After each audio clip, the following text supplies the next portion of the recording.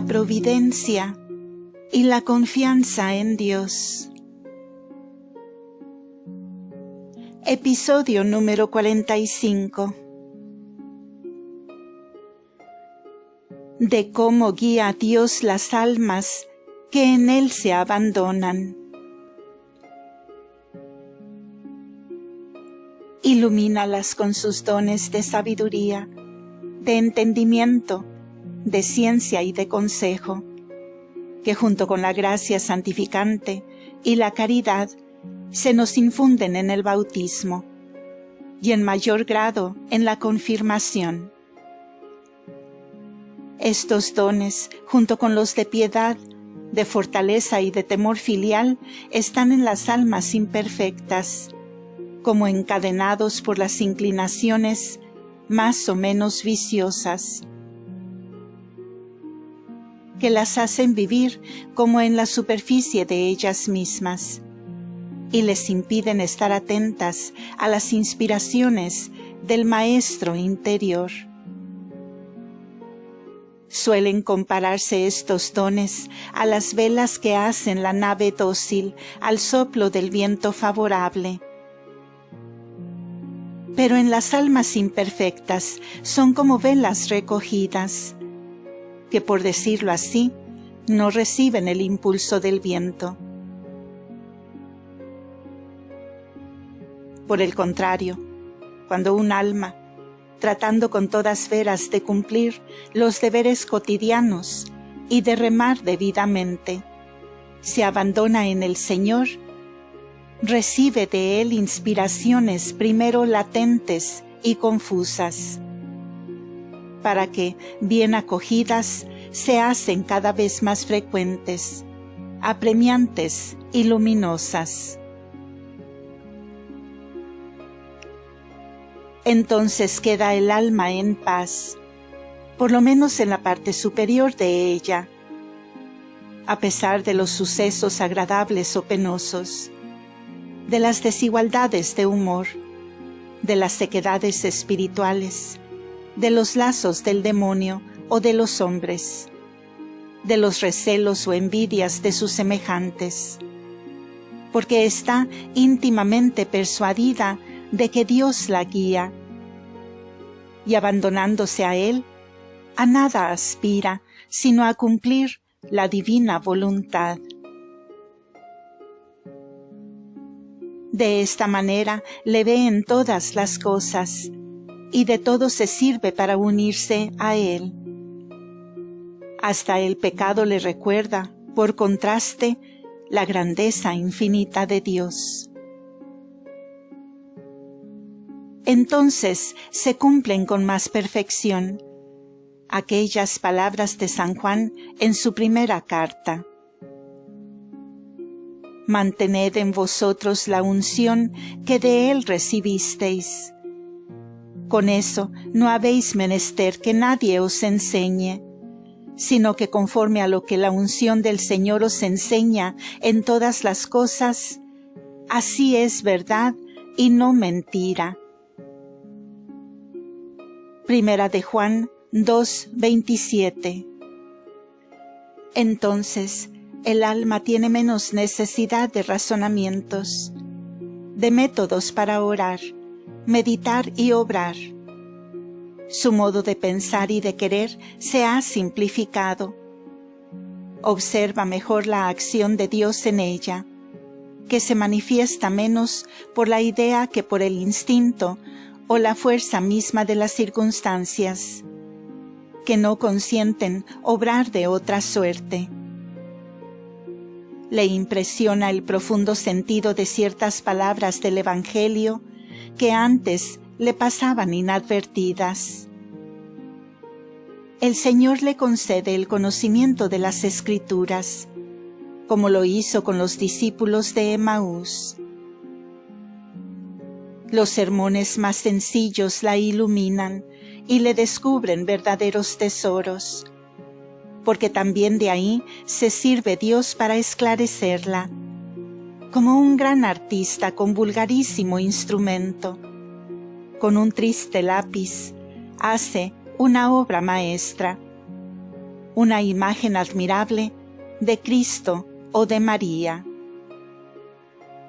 En este gobierno de las almas que se abandonan en manos de Dios, hay sin duda grandes obscuridades, cosas desconcertantes e impenetrables.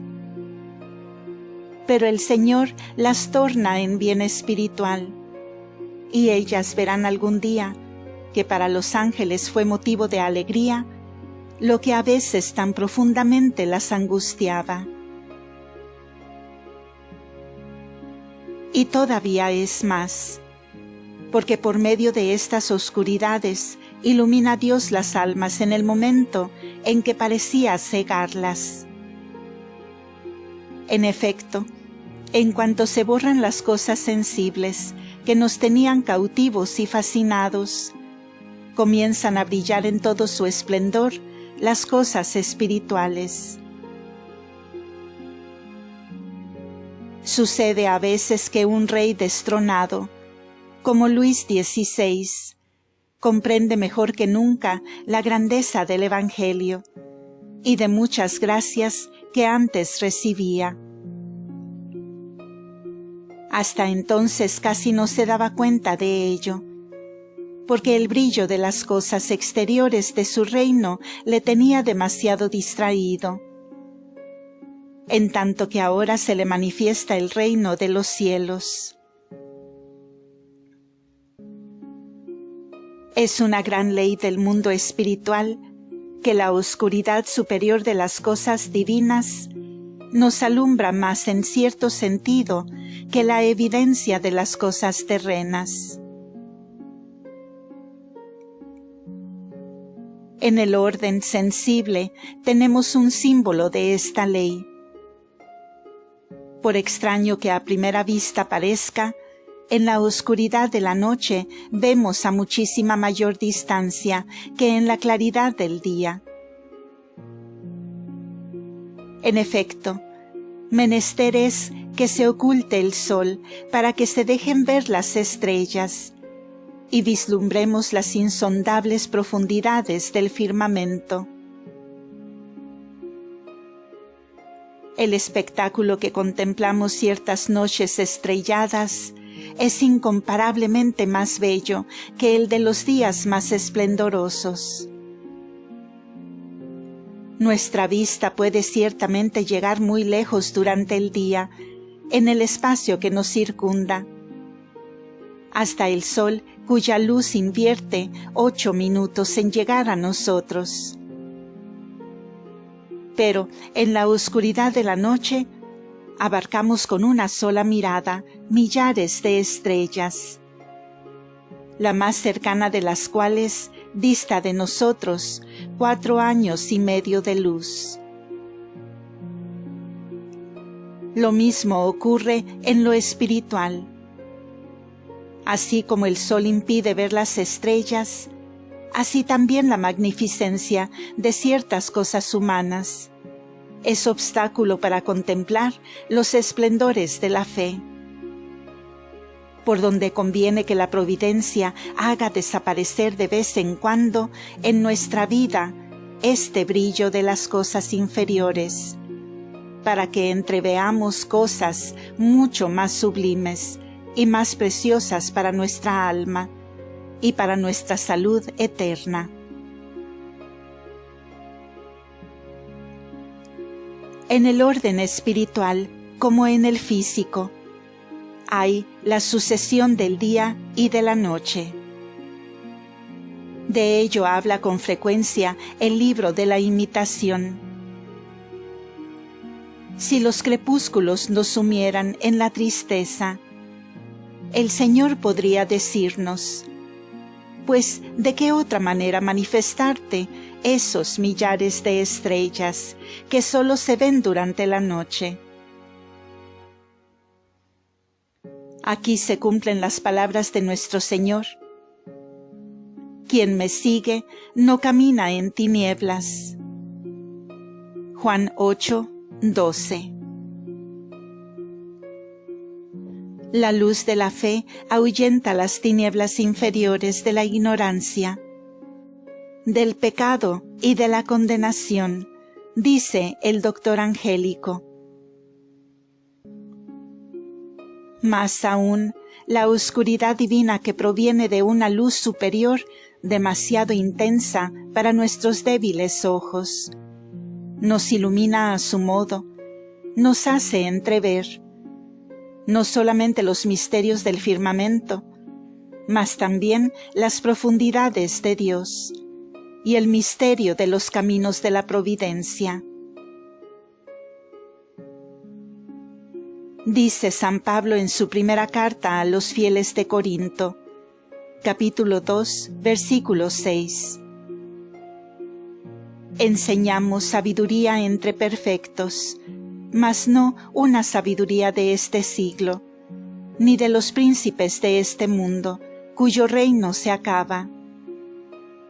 Nosotros predicamos la sabiduría misteriosa y escondida que Dios predestinó antes de los siglos para gloria nuestra. Sabiduría que ninguno de los príncipes de este mundo ha entendido. Que si la hubiesen entendido, nunca habrían crucificado al Señor de la gloria.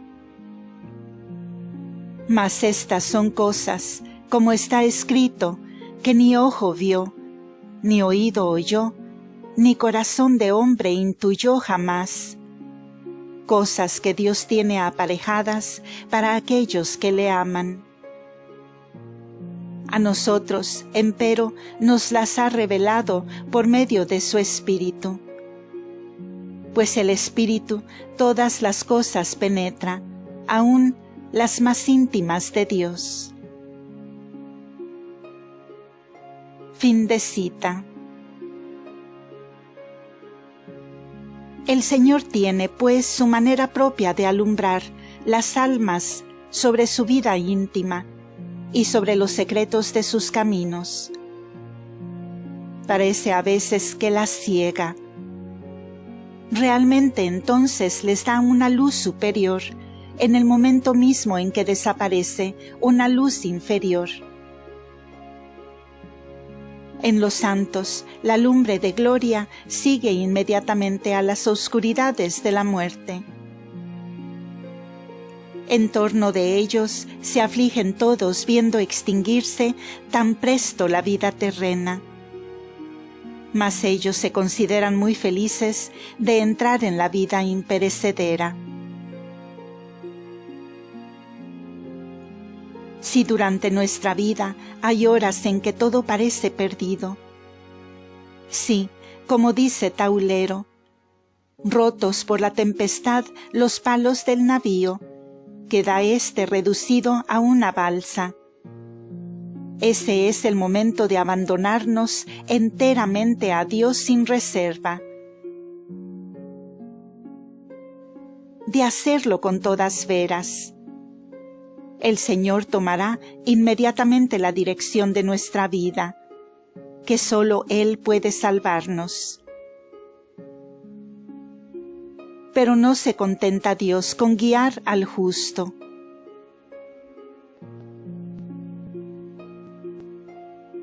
De cómo Dios defiende contra los enemigos del bien las almas que a Él se entregan.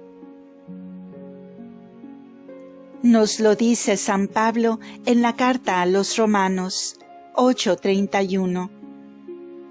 Si Dios está por nosotros, ¿quién contra nosotros? El que ni a su propio Hijo perdonó, sino que le entregó por todos nosotros, ¿cómo después de habérnosle dado, dejará de darnos cualquier otra cosa? El libro de la sabiduría dice que los justos que se abandonan confiados en manos del Señor, Él los protegerá con su diestra, y su brazo los cubrirá como un escudo. La providencia lo dirige todo. Aún las circunstancias más pequeñas, que parecen insignificantes, están en sus manos. Para ella no existe el acaso, y por medio de un hecho imprevisto e insignificante, puede desbaratar los prudentes cálculos de los enemigos del bien. Lo vemos, por ejemplo, en la vida de José, vendido por sus hermanos. Si en el momento de quererle matar no acertaran a pasar por allí, como por acaso aquellos mercaderes ismaelitas, habría quedado en la cisterna donde primero le arrojaran. Pero los mercaderes llegaron en aquella hora y no más tarde, como Dios lo tenía dispuesto de toda la eternidad. Y José fue vendido como esclavo. Y llegado de esta suerte a Egipto, fue después el Salvador de los que quisieron perderle. Recordemos también la historia de Esther, la del profeta Daniel y otras tantas. Y sobre todas, las del nacimiento de nuestro Señor.